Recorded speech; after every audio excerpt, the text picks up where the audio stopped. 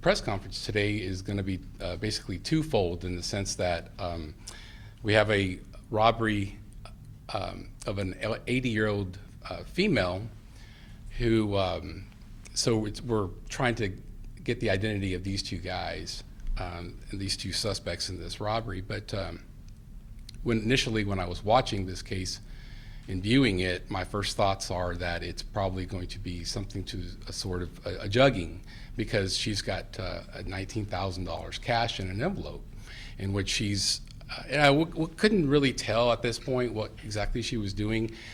Whenever you're ready. And so she's, it ends up being, once I start digging into the report and the work that the detective has done, is that she's actually at like a crypto kiosk, depositing money into that. So then I start looking into this and I realize that this is much deeper than just a jugging, because at that point I realized that it's probably not going to be a jugging. It's going to be a case where these two guys, it's a crime of opportunity, essentially, that they see an envelope, they believe that could be a large sum of money, and it ends up being a large sum of money. It's a total of $19,000, which they steal. So what makes this an aggravated robbery is the fact that she's 80 years old. What would have been just a theft from person now becomes a first-degree felony because of that. But it's important now that we go over a sequence of events as far as how everything happened, because it's one of the wildest things that I've seen in my career with the department.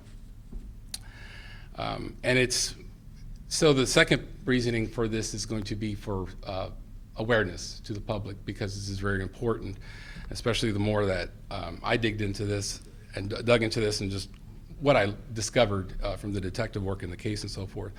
So I'm going to go over a sequence of events as to what happens in this timeline, so it kind of makes more sense as to what landed her here on this day, which is on July 12th. So on July 9th, this 80-year-old female victim receives a phone call from a lady who claims her name is Jennifer. So Jennifer says that she works for a bank, ironically the same bank that she does business with, one of them. So Jennifer informs her that the banks have been hacked, or that particular bank has been hacked, that other ones are in jeopardy as well, and that this victim is going to have to move in order to keep her money safe to a cryptocurrency. So Jennifer then convinces the victim to also download an app onto her phone called AnyDesk. And then she puts this app onto her phone, in which AnyDesk is an app where you can control somebody else's device remotely. So now this Jennifer has access to this 80-year-old female's phone, in which she's able to see her bank accounts and so forth. So in the process, she goes over the phone and sees that there's two accounts that she could see and how much money she has in it. So Jennifer, over a 4-day period, Jennifer has this 80-year-old female withdraw roughly $76,000 in cash from two banks. And so, and it's for the purpose of moving the money into a crypto account using a crypto kiosk. So interestingly enough, so Jennifer informs this female that she basically coaches her as to what to say, knowing that the banks are going to inquire, in which they did, why she's removing so much money. But she didn't have her remove it all at once. She had her remove several transactions over a 4-day period, in which then she was coached into telling the tellers that she was doing it for the purpose of repairing her house, which had been damaged during the hurricane, which was not. So, but she's doing this for the purpose of the possibility that the tellers could be involved in hacking their bank. So she says we have to be very careful on how we're moving the money, and we just don't trust these tellers. So she's like, it's very important that you're telling him exactly why you're taking the money, but it's not going to be the reason why she's actually taking it out, which is to put in this, to put in this crypto kiosk. So then on July 12th, on the day of the actual robbery, the victim withdraws $19,000, which is the last day of this. And so she withdraws $19,000, and she goes to this convenience store at 2111 Fannin to make a deposit into this machine. While she's there, you can see what happens is these two males, in which, watching the video, they were there before. They're probably somebody that lives in the area. I feel very confident that we can probably get them identified. I'm quite sure somebody's going to recognize them. And as a reminder, Crime Stoppers does pay for $5,000 for tips leading to arrest and charges of the suspects. So I'm quite sure just that within itself is going to be enough to, justify somebody calling into Crime Stoppers, and you do remain anonymous. So she withdraws $19,000. She gets robbed at this location. Again, we're not completely convinced that these suspects are related to the incidents leading up to this actual robbery itself. It looks like we're going to have two different incidents. Very unfortunate for the victim, in which she's been scammed out of all this money, but now she's also been scammed she's been robbed. So it becomes even more personal at that point because she's become a victim on two accounts. So and this is the crazy part. This is really what, just when you think you've heard enough. So she files a police report. The police come out to the scene, give her a case number and so forth. She goes home. Well, Jennifer calls her, and Jennifer says, hey, why haven't you deposited the money into the crypto kiosk? And she's like, well, I was robbed today. So Jennifer then tells the female that she needs to go back to the bank where she had just withdrawn $19,000 and withdraw another $19,000, in which she does, because she is convinced that her money is in jeopardy, in which Jennifer is very, very good at what she does and being able to explain why and so forth. So these scammers are very, very good at what they do. This is what they do for a living, basically. So she then goes back to the bank, withdraws another $19,000, goes back to this same location in which she was robbed on the same day, and the clerk sees her, and he's like, well, I'll stand here just to make sure you don't get robbed so you can get this money deposited safely into this account. So she then again puts the money into the account. So the case got assigned to our detective and in the robbery division, and he went and made a home visit, and informed her that she needed to remove the app, and which she did, and then so ultimately she had three accounts. She had a third account in which was not as accessible on the first day as the other ones were. So they didn't know exactly how much money, but they knew she had a lot of money in this other account, which they were not able to access.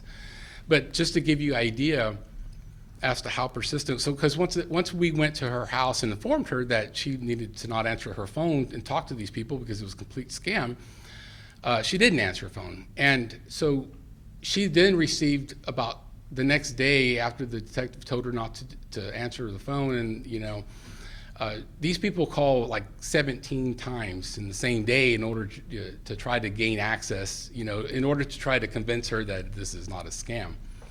But that's how articulate that's how thorough these people are in these scams, is that they're wanting to do whatever they need to, and as convincing as possible that they're for real and they're, the real thing. So I spoke to her, and I've talked to her about the incident, and the thing with her, when I think an 80-year-old female, maybe she's not very responsive and a little slow, and just because of age and so forth. I think over time as we all get older, we forget a little easier and so forth. But in speaking to her, you wouldn't realize that you're speaking to an 80-year-old female. She's very responsive, very articulate in how she talks, and very well spoken. So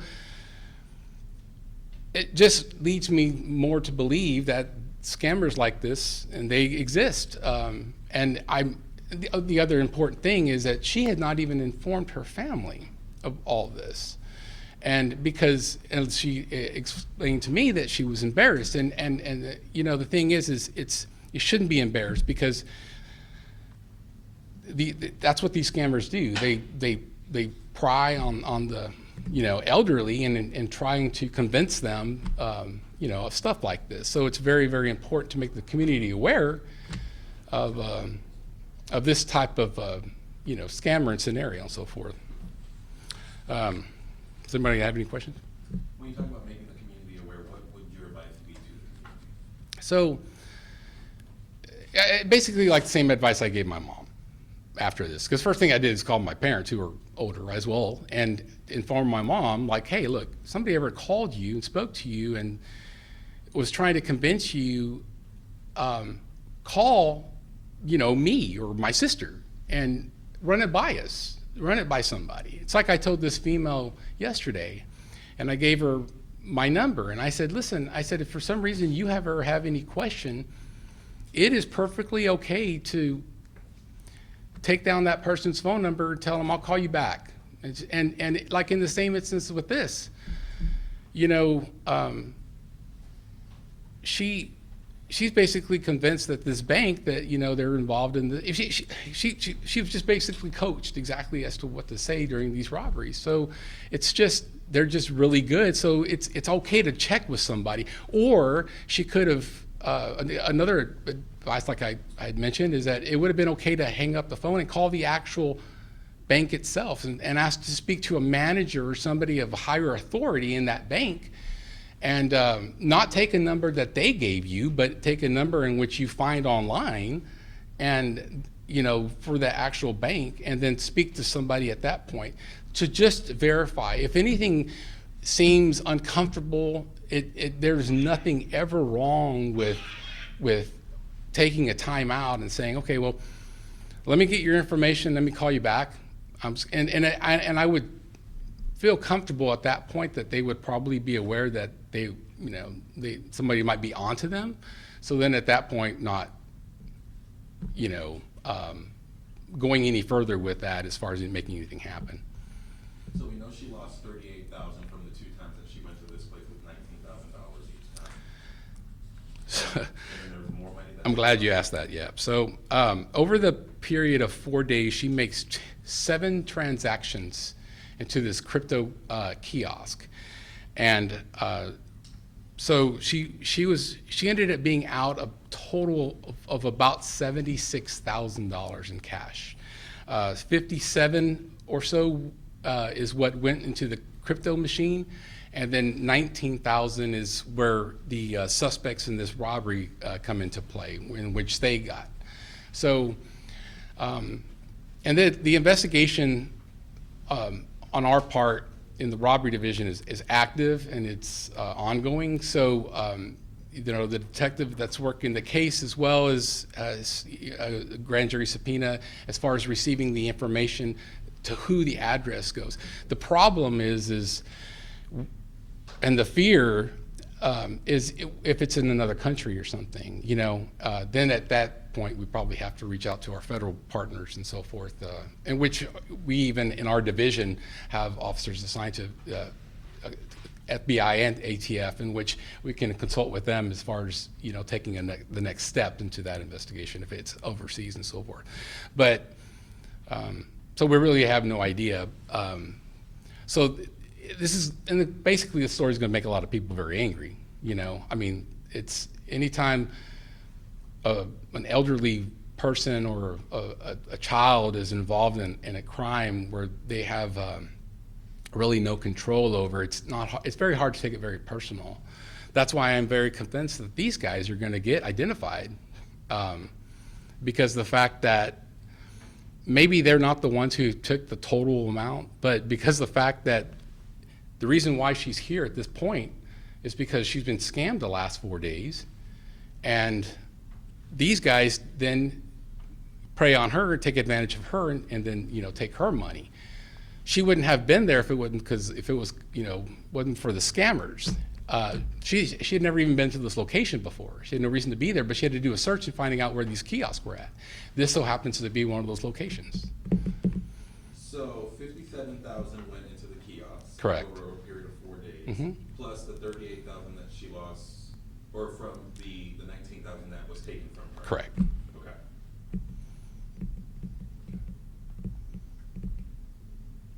Any other questions?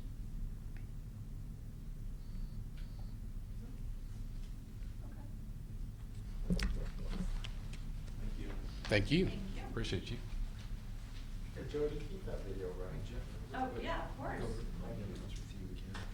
And it's also uploaded on YouTube, Okay. so y'all can get it off So of on the nut sheet, it's that later. like, top of that, she takes out over 40 period, she would draw 76. Yeah. In cash. And then on that day of the 12th, she goes to make $19,000. She withdraws another 19, right? She goes to make the deposit, that's when she gets robbed. She goes back a second time, takes out another 19. Right. Okay. Same day, yeah. Same day, and then she deposits that. Correct. Okay, all right. And were her accounts completely wiped out? So, yeah, she said that she told me that she had about, I want to say she said she had about $400 left in this second account where she took out the 19,000. She had taken other withdrawals as well, but ultimately their goal was to get to a third account in which she had, but it had a few more loopholes in being able to just log in on it. So it was something that they had issues with, and they couldn't see what she had in it as well. They just knew that the money was a large sum of money, and that was their ultimate goal, was to get to this third account. So it's safe to report that of the two accounts they were able to access and she was able to get this money out of, she was left with $400 at the end of it. Yeah, she with the majority of it, because she mentioned the amount for the second one. She didn't mention exactly what was left for her, but she did mention that they did take out most of the money out of her accounts. Got it. Can you spell your name for me? Sure, Jeff, Jeff, and Breeden, B as in boy, Rieden. Lieutenant Robert. Yes. Now, being that it's a kiosk and it's somebody's property, the money's sitting in there. You just cut it open. I know, yeah. I don't know, you know, that's just the thing with this crypto stuff. I'm not exactly sure how all of that works and so forth. I know that it required a grand jury subpoena in order to submit the money. I don't know how quickly they take it out. It may be one of those occasions where they take it out daily, you know? So especially something to that effect, that, you know, that's such a large sum of money, you know, so. It's been a couple months